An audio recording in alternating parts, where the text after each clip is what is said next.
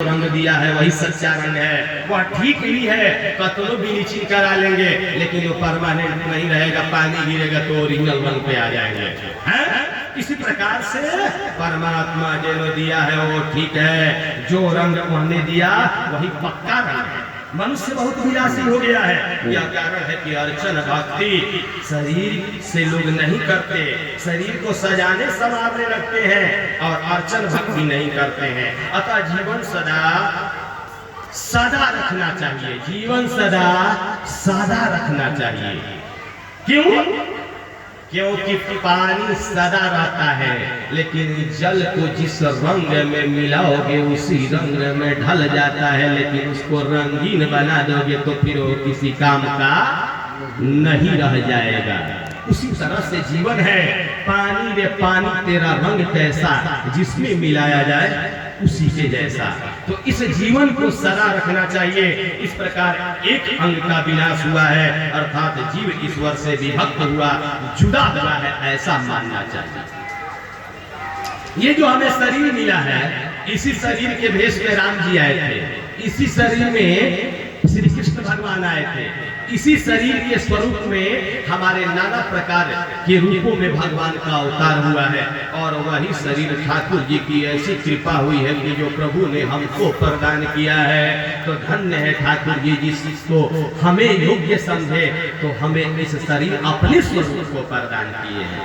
आपने आदि मानव के भी विषय में जो लोग पढ़े लिखे होंगे, आदि मानव के विषय में पढ़े होंगे, क्या आदि मानव का हमारे जैसा ही चेहरा था? नहीं था। हमारे जैसा चेहरा के स्वरूप में सर्वप्रथम भगवान का अवतार हुआ है, उसके बाद प्रभु की कृपा से हमें उनका ही स्वरूप प्रदान मिला है, उनकी अद्भुत कृपा है हमारे ऊपर। इस प्रकार से बुद्धि का जब बहुत अतिरेक होता है तो भक्ति का विनाश हो जाता है। दिमाग को पढ़ाओ लेकिन मन को तो मूर्ख ही रखो। दिमाग को खूब पढ़ाओ, खूब विद्वान बनाओ, लेकिन मन को मूर्ख रखो। अगर मन को मूर्ख रखोगे तो कुल देवता याद आएंगे, कुल देवी याद आएंगे। अगर मन को भी दिमाग के साथ जोड़ दोगे तो आपको पता ही है कि दिमाग का काम हमेशा पहले नकारात्मक ही सोचना है, बाद में मन के वेग से, मन के समझौते पर अगर मानसिक आपकी भावना सही हो तो उस दिमाग पर कब्जा पाया जाता है। और जब दिमाग के साथ मन को जोड़ दोगे तो आपकी ब्रेक फेल। मानो गाड़ी BMW खरीद लो 1.5 करोड़ की और उस गाड़ी का ब्रेक फेल हो जाए, तो ब्रेक फेल हो जाए तो वो गाड़ी ऐश्वर्य नहीं, आपकी मृत्यु की कारण। इस प्रकार से भक्ति के दो बालक हैं, ज्ञान और वैराग्य। भक्ति का आदर ज्ञान और वैराग्य के साथ करना चाहिए। ज्ञान और वैराग्य मूर्छित होते हैं तो भक्ति भी रोती है। कलयुग में ज्ञान और वैराग्य क्षीण होते हैं, बढ़ते नहीं है। जब से पुस्तकों में आकर विज्ञान और ज्ञान समा गया है, चला गया है, तो नारद जी कहते हैं कि ज्ञान और वैराग्य को मूर्छा आ गया है। क्योंकि किताबों को पढ़ करके स्वयं को लोग विद्वान समझते हैं। आज के ज्ञानी उतना ही बोल सकते हैं जितना उन्होंने पढ़ा है। उस शब्दों को मनन करने की उनको फुर्सत ही नहीं है कि आखिर उस शब्द का मार्गदर्शन क्या है, वो शब्द कहना क्या चाहता है। ज्ञान और वैराग्य के साथ भक्ति जागृत करूंगा, ज्ञान वैराग्य के साथ भक्ति का प्रचार करूंगा। नारद जी ने ज्ञान वैराग्य को जगाने के लिए अनेक प्रयत्न किए, परंतु कुछ बात नहीं बनी। वेदों के अनेक पारायण किए तो भी ज्ञान वैराग्य को मूर्छा नहीं गई। कुछ थोड़ा सा विचार करेंगे तो यह ध्यान में आ जाएगा कि ऐसी कथा तो प्रत्येक घर में होती है? अपना यह हृदय ही वृंदावन है, अपना हृदय वृंदावन है। इस हृदय के वृंदावन में कभी कभी वैराग्य भी जागृत होता है। नास्तिक के मन में भी कभी कभी भक्ति आती है।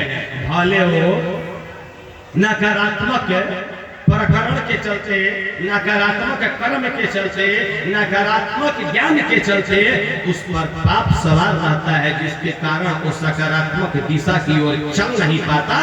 लेकिन अकेला में बैठता है तो उसके भी मन में विचार आता है कि नहीं, ये जो मैं कर रहा हूँ ये गलत है, जानता वो भी है अर्थात भागवत का उद्देश्य है कि नास्तिक भी, जो स्वयं जीवन भर नास्तिक रहा होगा, धर्म को नहीं मानने वाला होगा, वो भी अंत में श्री हरि के ही शरण में आता है। प्रेम से बोलिए भक्त और भगवान की जय। वेद पारायण से वैराग्य तो आता है, परंतु अस्थायी नहीं रहता। श्मशान भूमि में जब चिता जल रही होती है तो उसको देख करके कई व्यक्तियों के मन में वैराग्य आ जाते हैं कि वो सबके दशा तो यही है, बताइए इतना हम किए उतना ही किए। फलाने जी है नो 4 गो शहर में उनको अपना बिल्डिंग अपने कमाई से बनाए हैं, और आज देखिए ये श्मशान घाट में है। हम लोगों को भी ऐसा ही न होगा। वहाँ पर वैराग्य उत्पन्न हो जाता है, लेकिन वह वैराग्य अस्थायी स्थिर नहीं रहता। यही दुख का कारण है। उपनिषदों और वेदों के पठन से अपने हृदय में कौशिक ज्ञान और वैराग्य जागता है, परंतु फिर से वह मूर्छित हो जाते हैं। वेद के पारायण से वैराग्य तो आता है, परंतु अस्थायी नहीं रहता। परंतु वैराग्य टिकाऊ नहीं होता। काम सुख भोग लेने के बाद भी बहुत लोगों को वैराग्य आता है। बहुतों को देखिएगा तो चौथापन में वैराग्य आ जाएगा। सारे जीवन में सारे कार्य को करेंगे, ऐसो आराम करेंगे, अभक्षण करेंगे, नाना प्रकार के पापाचरण करेंगे, लेकिन चौथापन आएगा तो उनसे बड़का जोगी कोई नहीं होगा। तो चौथापन में वैराग्य आ जाता है। बहुत सुंदर होगा जो कि जीवित कर देगा। आग का तो काम है जलाना, अगर इच्छा से आप सटिएगा फिर भी जलाएगा, आग जाने में सट जाइएगा फिर भी जलाएगा।